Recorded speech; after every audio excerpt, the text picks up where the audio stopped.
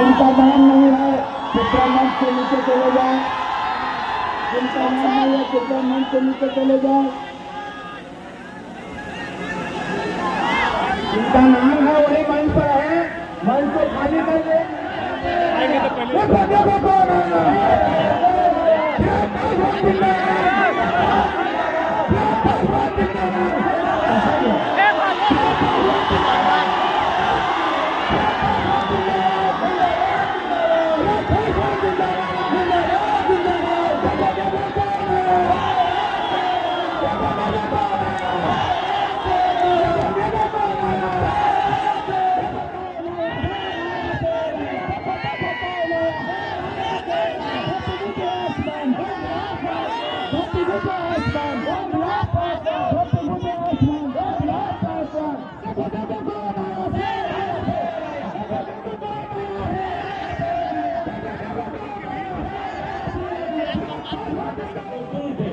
उनको उचित मुआवजा मिला कि नहीं मिला? कितने मजदूरों ने तो बिना किसी आर्थिक मदद की वजह से उन्होंने अपना दम तक तोड़ दिया। आज उनके परिवार बदहाली की जिंदगी जीने के लिए मजबूर है, पर मुख्यमंत्री नीतीश कुमार जी को कोई फर्क नहीं पड़ता। आना तक जरूरी नहीं समझते, देखना तक जरूरी नहीं समझते कि भैया कैसे इस चीनी मिल को हम लोग दोबारा चला सकते हैं, कैसे उन मजदूरों को हम लोग उचित मुआवजा दे सकते हैं। पर जब बिहार बस बिहारी बस इसकी बात करता है, बंद पड़े तमाम कारखानों को चलाने की बात करता है, तो मुख्यमंत्री नीतीश कुमार जी को चिराग पासवान से नफरत होती है। मुख्यमंत्री नीतीश कुमार जी को चिराग पासवान से नफरत होती है कि क्यों चिराग पासवान बिहार के विकास की बात करता है। बताइए भैया, क्या कसूर है चिराग पासवान का? ना हमारे पास आय से ज्यादा संपत्ति है, ना हमारे पास कोर्ट कचहरी में कोई हमारे ऊपर मुकदमा चल रहा, पर फिर भी मुख्यमंत्री नीतीश कुमार जी चिराग पासवान को समाप्त करना चाहते हैं। क्यों? क्योंकि चिराग पासवान बिहार के विकास की बात करते हैं, बिहार में ही बेहतर शिक्षा, बिहार में ही बेहतर रोजगार की बात करता है, बिहार में औरतों महिलाओं के सम्मान की बात करता है, बुजुर्गों की बात करता है, किसान मजदूरों के अधिकारों की बात करता है, नौजवान युवा साथियों के बेहतर भविष्य की बात करता है। इसीलिए मुख्यमंत्री नीतीश कुमार जी चिराग पासवान को समाप्त करना चाहते हैं। कैसे करेंगे भैया समाप्त? जब कोई कोर्ट कचहरी में मुकदमा ही नहीं है तो क्या षड्यंत्र रचेंगे? तो तैयारी की गई कि चिराग पासवान के परिवार को तोड़ दो, चिराग पासवान समाप्त हो जाएगा। नहीं समाप्त हुआ चिराग पासवान। फिर तैयारी की गई कि चिराग पासवान की पार्टी को तोड़ दो, इसके पिता के द्वारा बनाई गई पार्टी का नामो निशान समाप्त कर दो, चिराग पासवान टूट जाएगा। नहीं टूटा चिराग पासवान। फिर षड्यंत्र रचा गया कि चिराग पासवान को इसके घर से, इसकी मां बूढ़ी नानी के साथ इसका सामान सड़क पर उठाकर फेंक दो, चिराग पासवान टूट जाएगा। नहीं टूटा चिराग पासवान, क्योंकि जो लोग ये सोचते हैं कि इन बातों से चिराग पासवान टूट जाएगा, वो लोग भूल जाते हैं कि चिराग पासवान शेर का बेटा है, राजराज पासवान का बेटा है। भैया मैं टूटने वाला हूँ, मैं छूटने वाला हूँ, और डरता तो भाई मैं किसी से नहीं हूँ, जितनी ताकत है मानने आता है। सर में कफन बांध के निकलो कि जब तक बिहार को विकसित राज्य नहीं बना दूंगा, तब तक मैं भी चैन की सांस नहीं लूंगा। ये वादा आप लोगों से करते हैं, और ये वादे के साथ साथ आप सबके साथ की भी अपेक्षा रखते हैं। जरूरी है साथियों हम लोग को इस बात को समझने, उन राज्यों ने जहां के नेतृत्व ने अपने प्रदेश के लोगों की चिंता की, आज वो राज्य देखिए कहां से कहां पहुंचा। हम लोग के बगल का राज्य उत्तर प्रदेश ही देख लीजिए, आज हम जा रहे हैं, कल अयोध्या में रामलला की प्राण प्रतिष्ठा है, उसमें साक्षी बनने का हमको सौभाग्य मिला। पर देखिए किस तरीके से अयोध्या भव्य राम मंदिर का निर्माण हो रहा, कितनी खूबसूरती से ना सिर्फ वहां पे मंदिर का निर्माण, ना सिर्फ ये आस्था से जुड़ा हुआ विषय, पर सोचिए उस क्षेत्र का व्यवसाय कितना बढ़ेगा, वहां के लोगों की आमदनी कितनी बढ़ेगी, वहां का राजस्व कितना बढ़ेगा। हमारा प्रदेश एक सौभाग्यशाली प्रदेश है जहाँ पे अनंत संभावनाएं हैं। अगर उनको विकसित करने अगर हम लोग लग गए तो सोचिए हमारे प्रदेश का राजस्व कितना बढ़ेगा और लोगों की आस्था को भी सम्मान मिलेगा।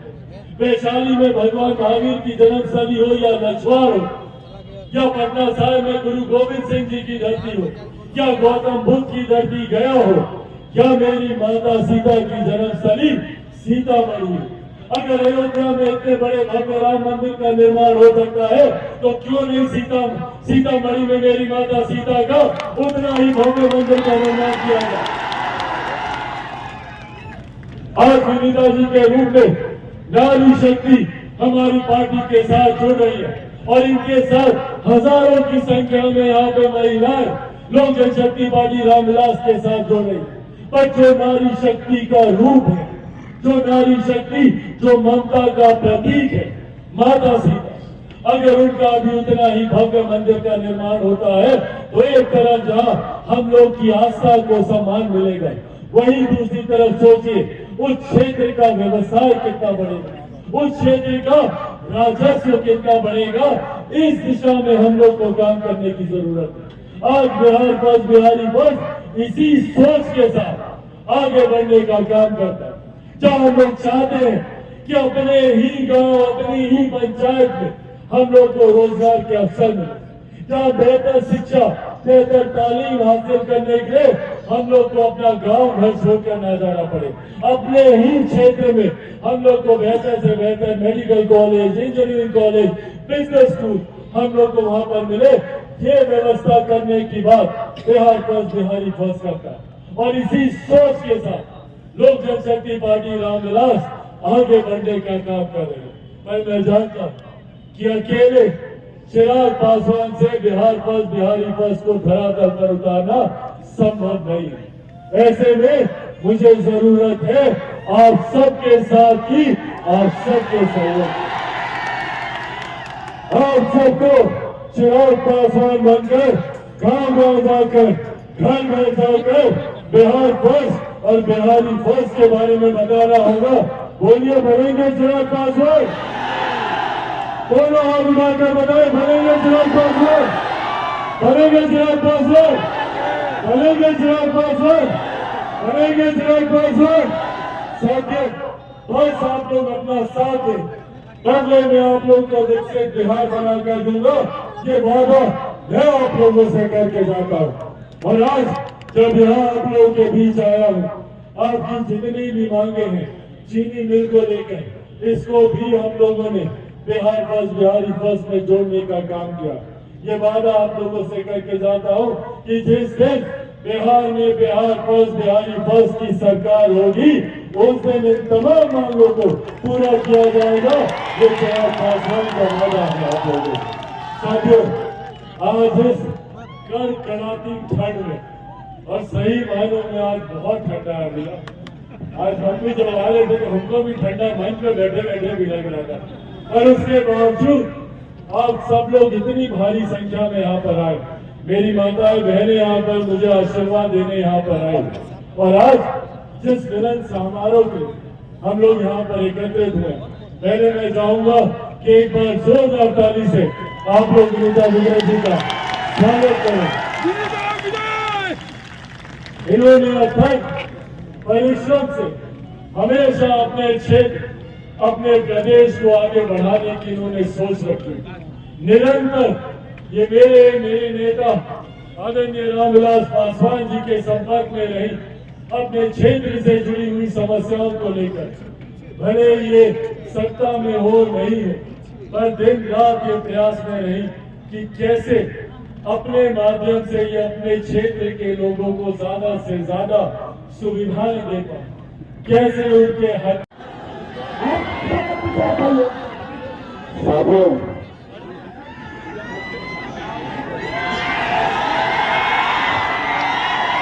सबसे पहले आप सबको विवेश को बहुत सारी शुभकामनाएं, बहुत सारा बधाई।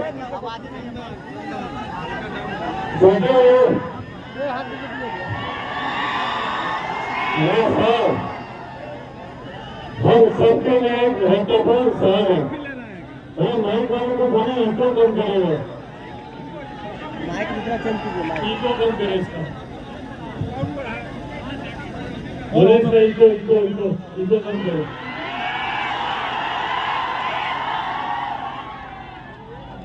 ये साल हम सबके लिए एक महत्वपूर्ण साल है।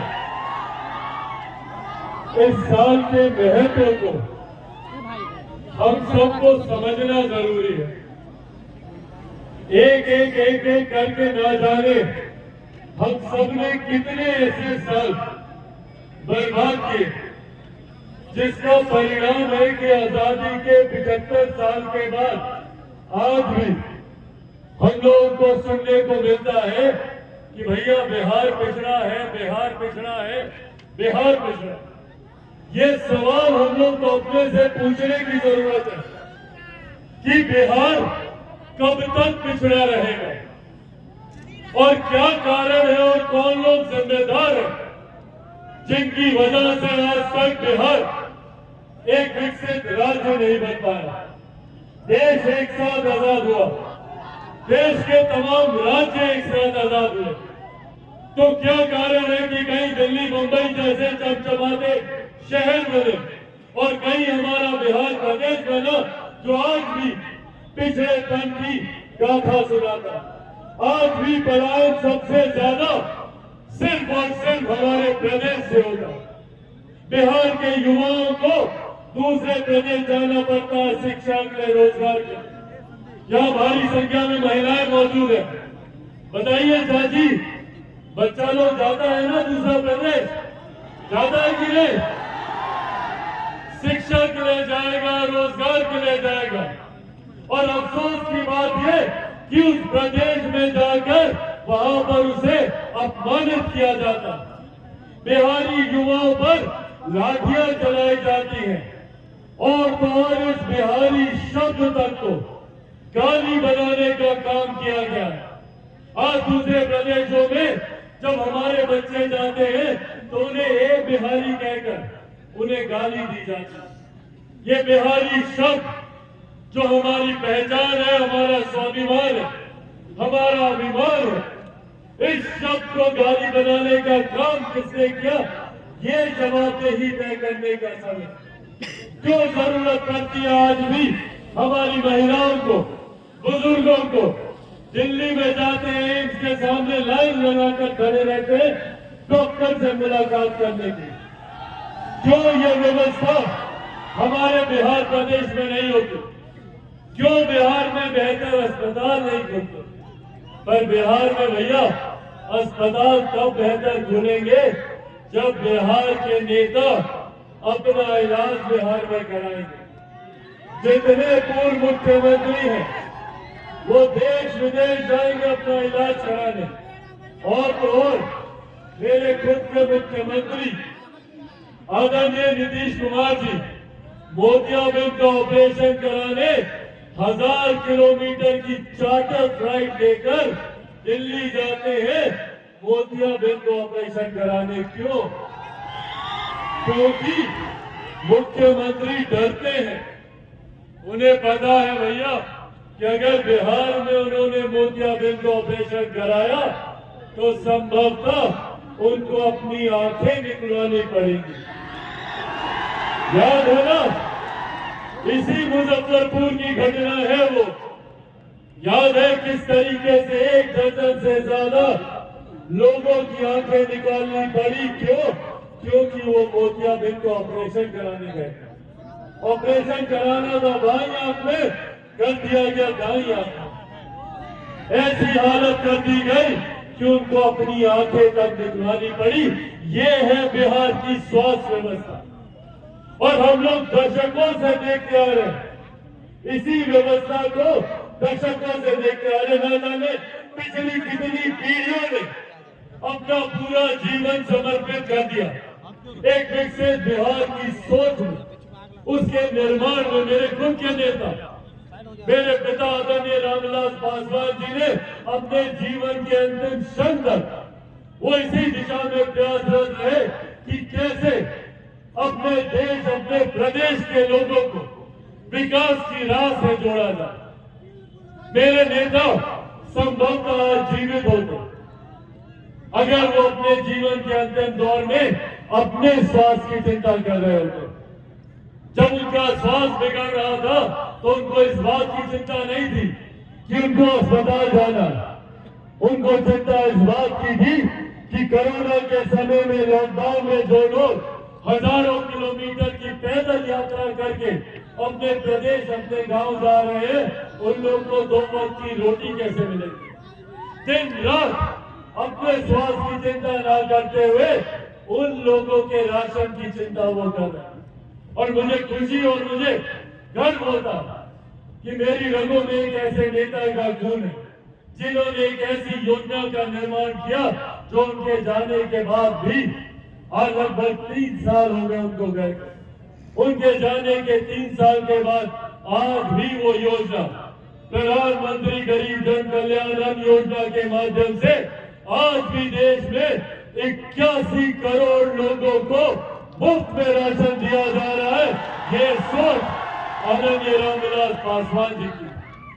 जितने लोग आज मोबाइल कैमरा हाथ में पकड़े हुए, ये सोच, ये देन मेरे नेता आदरणीय रामविलास पासवान जी की थी। जो वो दूरसंचार मंत्री थे, उस वक्त उन्होंने ये संकल्प लिया था कि एक ऐसा दिन आएगा जब ये मोबाइल फोन हर रिक्शा वाला, हर ठेला वाला, गरीब से गरीब आदमी के हाथ में ये मोबाइल फोन होगा। ये सपना उन्होंने उस वक्त देखा था। उस वक्त जितने ये विपक्ष के लोग हैं, ये लोग उनका मजाक उड़ाते थे। क्यों?